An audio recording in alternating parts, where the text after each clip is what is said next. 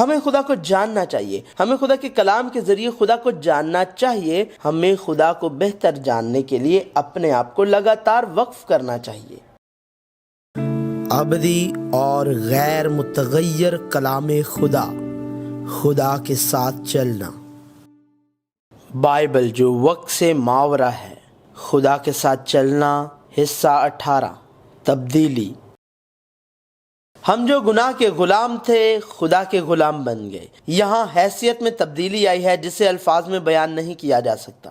Bible بیان کرتے ہیں جس میں تم پیشتر دنیا کی روش پر چلتے تھے اور ہوا کی عملداری کے حاکم یعنی اس روح کی پیروی کرتے تھے جو اب نافرمانی کے فرزندوں میں تاثیر کرتی ہے۔ ان میں ہم بھی سب کے سب پہلے اپنے جسم کی خواہشوں میں زندگی گزارتے اور جسم اور عقل کے ارادے پورے کرتے تھے اور دوسروں کی مانند طبعی طور پر غضب کے فرزند تھے، مگر خدا نے اپنے رحم کی دولت سے، اس بڑی محبت کے سبب سے جو اس نے ہم سے کی، جب قصوروں کے سبب سے مردہ ہی تھے تو ہم کو مسیح کے ساتھ زندہ کیا۔ تم کو فضل ہی سے نجات ملی ہے۔ ہم ایک نیا شخص، ایک نئی مخلوق بن گئے۔ پس اپنے ان اعضاء کو مردہ کرو جو زمین پر ہیں، یعنی حرام کاری اور ناپاکی اور شہوت اور بری خواہش اور لالچ کو، جو بت پرستی کے برابر ہے، کہ انہی کے سبب سے خدا کا غضب نافرمانی کے فرزندوں پر نازل ہوتا ہے۔ اور تم بھی جس وقت ان باتوں میں زندگی گزارتے تھے اس وقت انہی پر چلتے تھے، لیکن اب تم بھی ان سب کو یعنی غصہ اور قہر اور بدخواہی اور بدگوئی اور منہ سے گالی بکنا چھوڑ دو۔ ایک دوسرے سے جھوٹ نہ بولو، کیونکہ تم نے پرانی انسانیت کو اس کے کاموں سمیت اتار ڈالا اور نئی انسانیت کو پہن لیا ہے،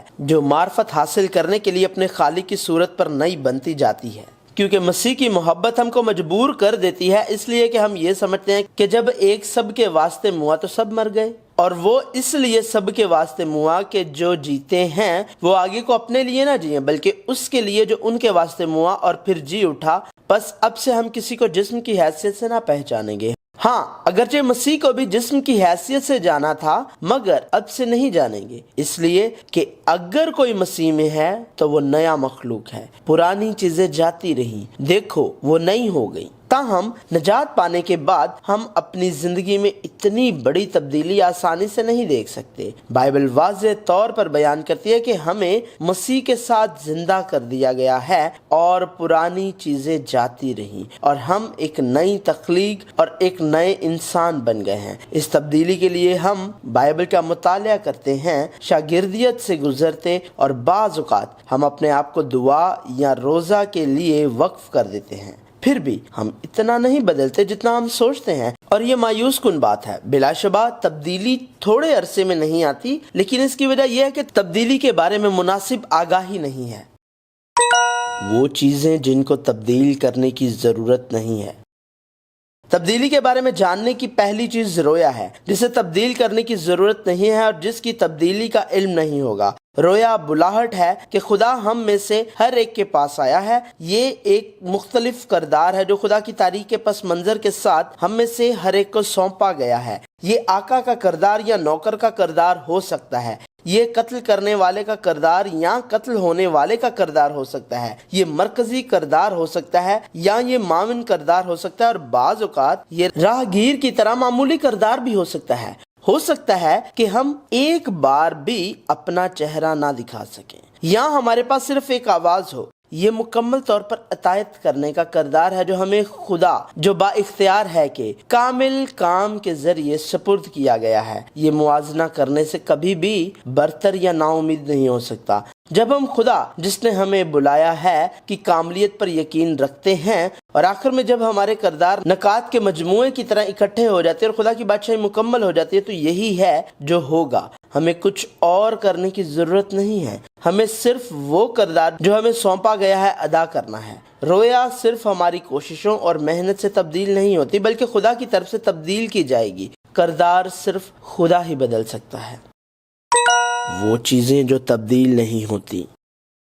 تبدیلی کے بارے میں جاننے کی دوسری چیز مزاج ہے جو مستقبل میں نہیں بدلتا اور نہ بدلے گا۔ یہ حصہ جسے عام طور پر مزاج کہا جاتا ہے، اس میں نجات کے واقعے سے پہلے اور بعد میں کوئی فرق نہیں پڑتا، کیونکہ خدا نے اسے ایک وجہ سے بنایا ہے۔ بائبل میں ابراہم، موسیٰ اور پطرس اور پولس کا مزاج تبدیل نہیں ہوا۔ पौलुस रसूल का पुरजोश मजाज यीशु से मिलने से पहले और यीशु से मिलने के बाद एक जैसा था। चुनाचे पौलुस ने कलीसिया से कहा, कोशिश में सुस्ती ना करो, रूहानी जोश में भरे रहो, खुदा की खिदमत करते रहो। पौलुस का जोश वाकई खास था, चाहे वो कुछ भी करता, जोश वही था। यीशु मसीह से मिलने के बाद पौलुस का जो कुछ तब्दील हुआ वो सिमत थी। पौलुस जिसने जोश से यीशु और यीशु पर ईमान रखने वालों को सताया था, उसी जोश के साथ यीशु के जरिए एक ऐसे शख्स के तौर पर तब्दील हुआ जो यीशु की खिदमत करता और जो यीशु पर यकीन रखता है। हम अक्सर अपने आप को दूसरों को बदलते हुए देखते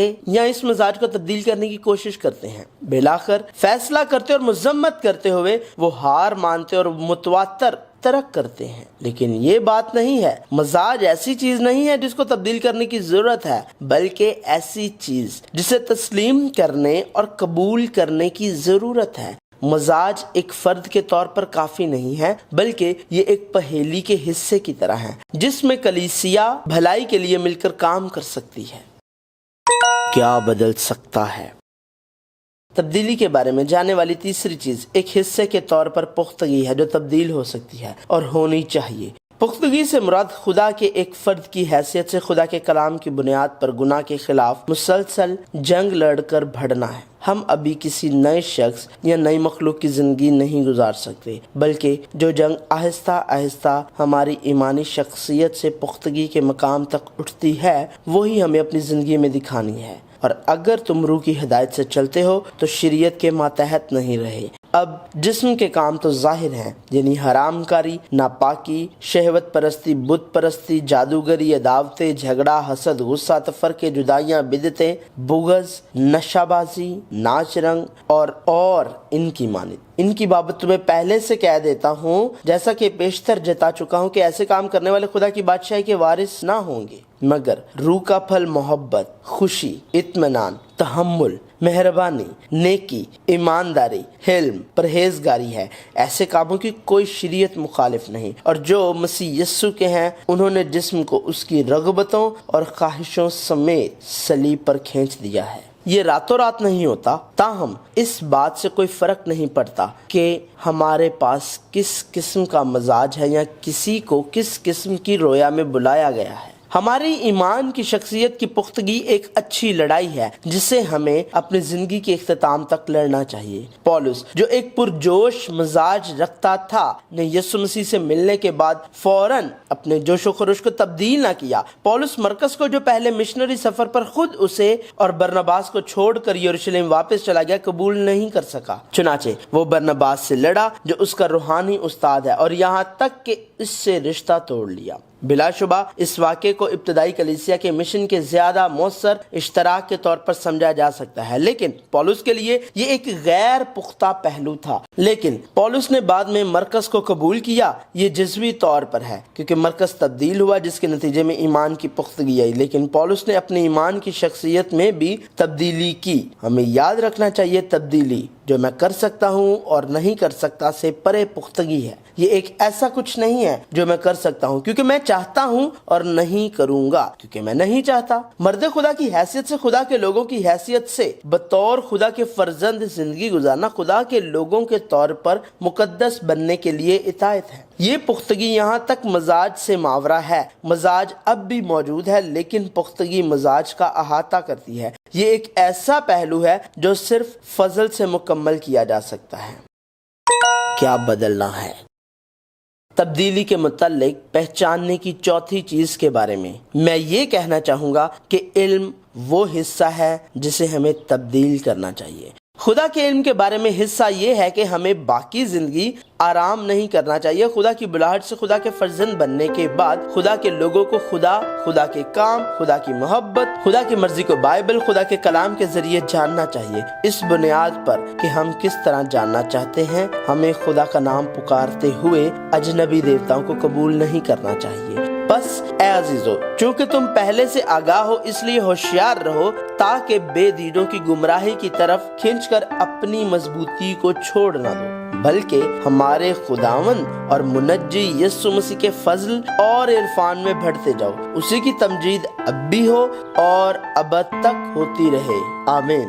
جب وہ تخت سلطنت پر جلوس کرے تو اس شریعت کی جو لاوی کاہنوں کے پاس رہے گی ایک نقل اپنے لیے ایک کتاب میں اتار لے اور وہ اسے اپنے پاس رکھے اور اپنی ساری عمر اس کو پڑھا کرے، تاکہ وہ خداوند اپنے خدا کا خوف مانے اور اس شریعت اور آئین کی سب باتوں پر عمل کرنا سیکھے۔ بائبل جو وقت سے ماورا ہے، خدا کے ساتھ چلنا جاری ہے۔